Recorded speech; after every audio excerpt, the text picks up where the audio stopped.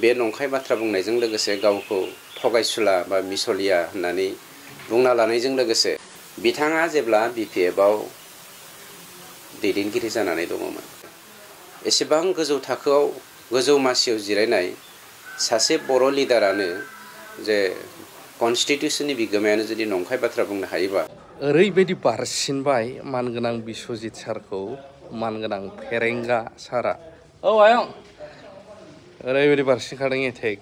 फुल नायजोब रायजोफोर बिराद interesting UPPL versus BJPसो जासिगोन नामा सानथामनि सिगां जोंनि मानाव गेदेर आसाम लेजिस्लेटिभ एसेम्ब्लिनि स्पिकारनि बिटिआर सरकारनि सायाव बुंथिनाय फंनैसो बाथ्राखौ लानानै आं खेंफोरथि होनो नागिरदों खेंफोरथिया बेनो जे फार्स्टआव आं मोनसे बाथ्राखौ बुंनांगोन बर' हारिनि गेजेराव गिबि खेबनि थाखाय आसाम लेजिस्लेटिभ एसेम्ब्लिनि थामहिनबा भारत संबिजितनि जौसिन मासियाव मासि लानो हानाय मानव गेदेर बिथां बिश्वजित दैमारी बिथाङा गावनि पार्सनेल पलिटिकेल इन्टारेस्टनि थाखाय सासे कन्स्टिटिउसननि मुरिबि जानानै बिटिसि आरो बिटिआर एकर्डफोरनि खुनु गुदि बिजौ सं दाननाय लायालासिनो मोननैसो बाथ्रा बुंथिलांदों बेखौ लानानै आं दिनै सरकारनि सासे स्पक्सपार्सन हिसाबै खेंफोरथि होनो नागिरदों गिबियावनो बिथाङा मोनसे बाथ्राखौ नंखाय बाथ्रा बुंदों जे सासे गोथार कन्स्टिटिउसननि संबिजिरनि सासे बिगोमा जानानै बिथाङा जा बाथ्राखौ दिनै बिटिसिनि 35,84,000 भारतीय नागरिकनि सिगाङाव नंखाय बाथ्रा बुंबाय बे नंखाय बाथ्रा बुंनायजों लोगोसे गावखौ थगायसुला बा मिसलिया होननानै बुंना लानायजों लोगोसे एसेबां गोजौ थाखोआव गोजौ मासियाव जिरायनाय सासे बर' लिडारानो जे कन्स्टिटिउसननि बिगोमायानो जुदि नंखाय बाथ्रा बुंनो हायोबा बर' हारिखौ थगायसुला हारि होननानै बिथांनि बुंनायनि गेजेरजों जों दिनै बुंजानायसिम सौफैबाय बे जोंनि थाखाय लासिंसिं बाथ्रा आरो दुखुनांथाव बाथ्रा बिथाङा मोनसे बाथ्राखौ होनदों जे बिटिसिआव बोसोरफ्रोमबो गभर्नमेन्ट अफ आसामा एज पार द एकर्ड अफ 2003 जोंनो जाबायदि एसअपिडिनि गेजेरजों रांनि माबा फैयो बिबां फैयो बेखौ 800 कौटिनि जायगायाव 1000 कौटि हरो आरो बे 1000 कौटि हरनायनिखौ बिसोरो बाहायनो हायैनि जाहोनाव 200 कौटि 300 कौटिया स्टेट गभर्नमेन्टनिसिम गिदिंना थांफिनो बेखौनो मावख'नो हाया होननानै बुंदों आं रायजो राजानि गेजेराव नोंथांमोननि मिडियानि गेजेरजों बेखौसो दिनै क्लियार मोनसे डेटा हकारै बाथ्रा बुंनो नागिरदों सैथोआ सोर कन्स्टिटिउसननि बिगोमा बिथां बिश्वजित दैमारीया सैथो ना मानव गेदेर श्री प्रमद बर' बिथांनि दैदेननायाव जोंनि UPPLनि बिटिआर सरकारा सैथो बे बाथ्राखौ आं फकास खालामना होनो नागिरदों क्लियार खालामना होनो नागिरदों जे 2020 मायथाइनि 15 डिसेम्बर खालि मानव गेदेर श्री प्रमद बर' बिथांनि दैदेननायाव बिटिआर सरकारा बा UPPL सरकारा गायसनजादों आरो बेनिनो 2020-21 मायथाइनि जोंनि जा एसअपिडि बाजेट बेयो 600 बा 671 कौटि 78,10,000 300 कौटिखौ मावख'नो हायैनि थाखाय गिदिंथिंना थांफिनो होननानै आं बेखौ डाटानि सायाव बेस खालामनानैसो नोंथांमोननि मिडियानि गेजेरजों बे बाथ्राखौ स्पष्ट होनाय जादों 2 नाम्बाराव बिथाङा मोनसे बाथ्राखौ बुंबावदों बिटिसिआव आयेन कानुन बानायनानै लानो रोङाखै जायनि जाहोनाव सिस्टेमेटिकेलि जोंनि सरकारा सासन खालामनो रोङाखै बिथाङा 4 बोसोर बारबाय स्पिकार जानाया आसाम लेजिस्लेटिभ एसेम्ब्लियाव बे 4 बोसोरनि गेजेराव जोङो गोबां आयेन बानायनानै स्टेट गभर्नमेन्टनिसिम हरबाय बे आयेननि गेजेराव बयनिख्रुइबो देरसिन आयेन जोङो पास खालामनाया जादों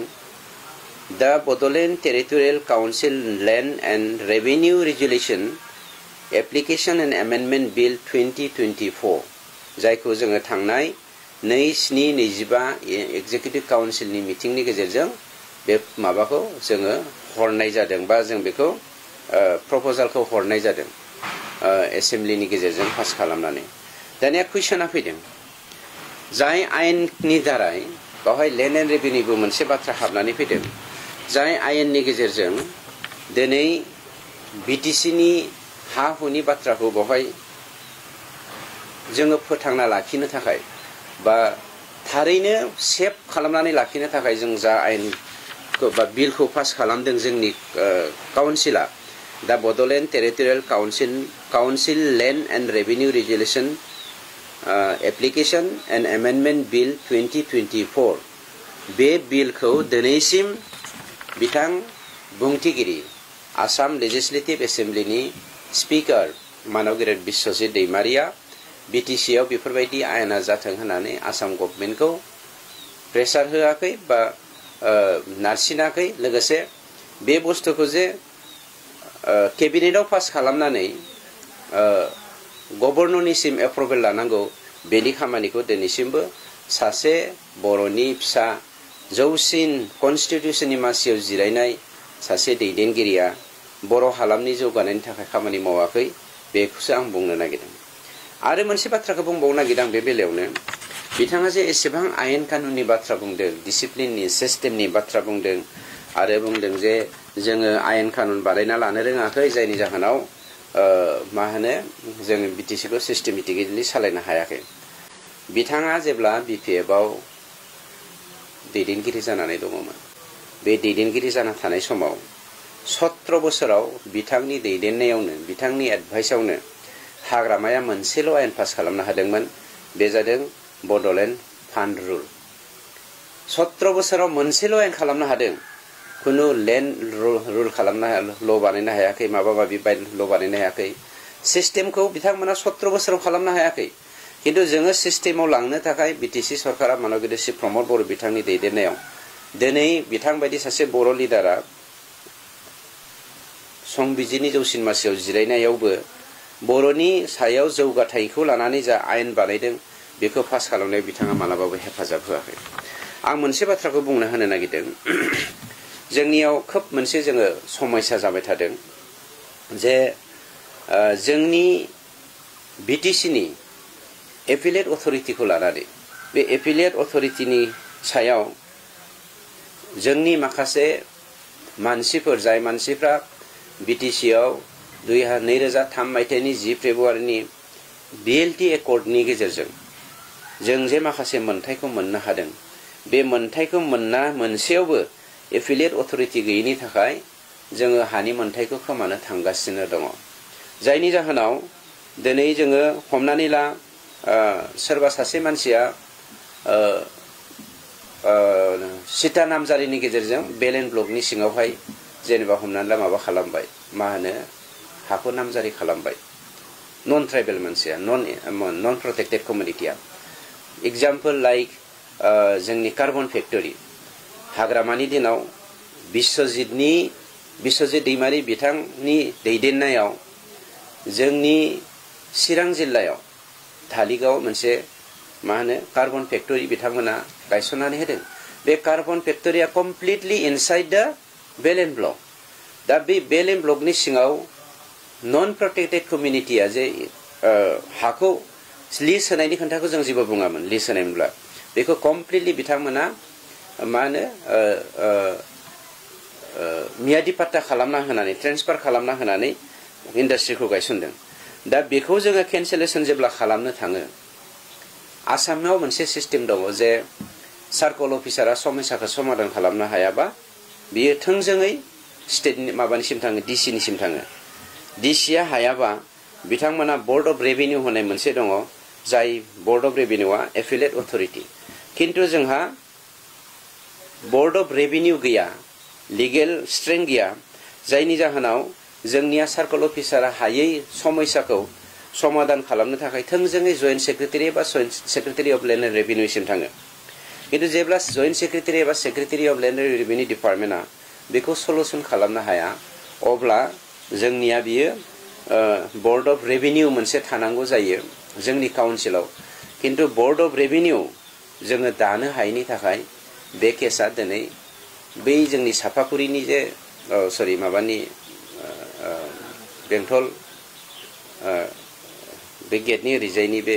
माबाया कार्बन फेक्टरिया दिनै सुप्रिम कर्टसिम थांनो गोनां जादों, जायखौ जोङो जोंनियावनो समाधान खालामनो हायोमोन। दा बेफोर आयेनखौ बिस्वजित दैमारिया 17 बोसोरनिख्रुइबो बांसिन BPF जों थानाय समाव मानो मावनो हादिया आरो मा जुक्तिजों बे खामानिखौ मावालासिनो बिथाङा दिनै पार्टी बारस्लायनानै गावनि माने पलिसि एडप्टजों व्यक्तिगत सार्थखौ फुरन खालामनो दिनै BTC एकर्ड आरो BTR एकर्डनि सिस्टेमनि बाथ्राखौ बुंदों, बे जोंनि थाखाय दुखुनांथाव आरो लासिंसिं बाथ्रा। लोगोसेयैनो आं बेवहाय मोनसे बाथ्राखौ सरजाबफानो नागिरदों, लेन्ड एन्ड रेभिनिउ डिपार्टमेन्टआव जे जोंहा एफिलिएट अथरिटि गैया, दा बे एफिलिएट अथरिटि गैयैनि जाहोनाव जोङो माखासे खामानिखौ मावनायाव खोब उसुबिदा जादों। दा 3 नम्बराव आं लेन्ड इस्युखौ लानानैनो मोनसे बिथाङा बुंबावदों जे लेन्ड इस्युआव सिस्टेम जायाखै, क'क्राझाराव नङा ब्लक लेभेलावनो फोजोबनांगौ होननानै बिथाङा मोनसे बाथ्रानो बुंदों। आरो ब्लक लेभेलावहाय जाया जि हाखौ फानलाय बायलाय खालामाथों मानो बयहाबो मोन्थाय दङ, बेखौ खालामनो होनांगौ होननानै बिथाङा जोंनि हारि आरो जोंनि BTCनि ल' जाय ल'खौ जोङो काउन्सिलनि एक्ट ल' होननानै बुंनो नांगोन, एक्ट 2003 10 फेब्रुवारिनि जा जोंनो सुक्तिनि गेजेरजों जोंनो आयेन बानायनानै होलांबाय, बे आयेनखौ भायलेट खालामनानै जे सिस्टेमखौ सिफायनो नागिरदों, बे जोंनि थाखाय दुखुनांथाव बाथ्रा। आं मोनसे बाथ्राखौसो नोंथांमोननि मिडियानि गेजेरजों बुंनो नागिरदों, बिथाङा गावखौनो BTC एकर्डनि मास्टार माइन्ड होननानै दिनैबो गुबुननि सिगाङाव बुङो, सानसेखालि आंनि सिगाङाव बुंदों BTC एकर्डखौ गावनि दैदेननायावनो खालामजोबदों होननानै बुंदों। नाथाय बेखौबो जों मानिदों, नंगौ बे समाव बर' लिडारफोरा बिथांमोनानोमोन आरो बिथाङा अभारग्राउन्डनि जानानै जथेस्थ' खामानिबो मावदोंमोन, बेखौ जों मिथिगौ। खिन्थु आंनि बुंनाया जादों BTC एकर्डनि मास्टार माइन्ड जानानै BTCनि आयेनखौ मोनथिया नामा बिथाङा? रायजोफोर नोंथांमोना गोबाङानो मिथिया जानो हागौ, फेरेंगा सारा गोबां बाथ्रा बुंदों, सैथो असैथोखौथ' आं बुंनो थांला, नाथाय बिस्वजित दैमारि साराबो BTC एकर्डआव बिथांनि बिराद बिहोमा दङ, जायनाखि बबे आयेना मा बेखौ मायाव खालामनांगौ बेफोरनि मेनलि बेफोरावहाय बिस्वजित दैमारि सारनिबो गोबां बिहोमा दं, बेखौ गोबाङा मिथियो गोबाङा मिथिया। दा नोंथांमोना सायख'दो मा सानो।